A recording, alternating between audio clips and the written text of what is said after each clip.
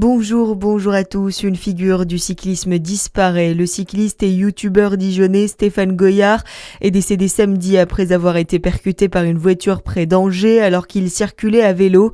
Âgé de 54 ans, il participait à une randonnée organisée dans le cadre du festival Nature is Bike. Passionné de gravel, il avait lancé sa chaîne YouTube Gravel and Bike en 2020 et rassemblé près de 65 000 abonnés. De nombreux hommages lui ont été rendus sur les réseaux sociaux.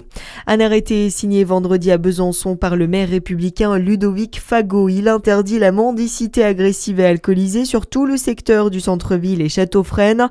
L'arrêté a pris effet dès vendredi et jusqu'au 15 octobre prochain, une décision que Ludovic Fago explique au micro de Charlie Chauvasson. Aujourd'hui, on se doit vraiment de protéger aussi les habitants, on se doit de protéger aussi les touristes et il n'est plus acceptable d'avoir ces agressions et ces agressivités du quotidien pour aujourd'hui qui viennent troubler vraiment l'ordre public ici sur notre territoire. Donc on a souhaité prendre cette mesure-là avec des faits qui sont objectivés puisque ce sont plus de 120 faits qui ont été recensés donc, sur le mois écoulé entre le 15 avril et le 20 mai. Et tout ça faisant nous amène donc à prendre cet arrêté anti-mendicité agressive et de troubles à l'ordre public qui n'ont plus sa place donc, sur le territoire bisontin et notamment sur les secteurs délimités. Et la réaction de l'opposition municipale ne s'est pas fait attendre. Dans un communiqué commun, les écologistes, les insoumis et les communistes appellent à un rassemblement ce soir à 18h30 place Pasteur pour dénoncer, je cite, « cet arrêté de la honte ».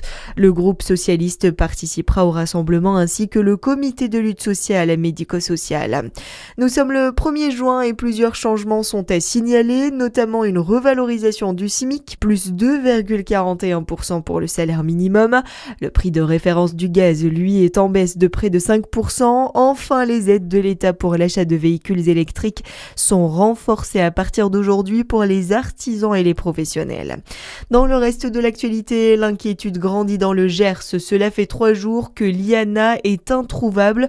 La jeune fille de 11 ans est portée disparue depuis sa sortie du collège vendredi après-midi à Fleurance. Un homme suspecté de l'avoir prise en voiture a été interpellé ce week-end. Sa garde à vue a été prolongée. Nouveau signe du réchauffement des relations entre la France et l'Algérie. Le ministre de l'Intérieur algérien est attendu à Paris aujourd'hui. Reçu pour une visite de travail avec son homologue Laurent Nunez, lui-même s'était rendu à Alger mi-février, suivi mi-mai du ministre de la Justice Gérald Darmanin.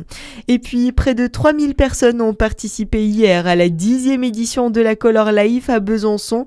L'événement s'est tenu sur les berges du Doubs, dans une ambiance colorée et conviviale. Les participants se sont mobilisés pour soutenir la lutte contre le cancer. Voilà pour l'actualité. À suivre votre météo sur Fréquence Plus.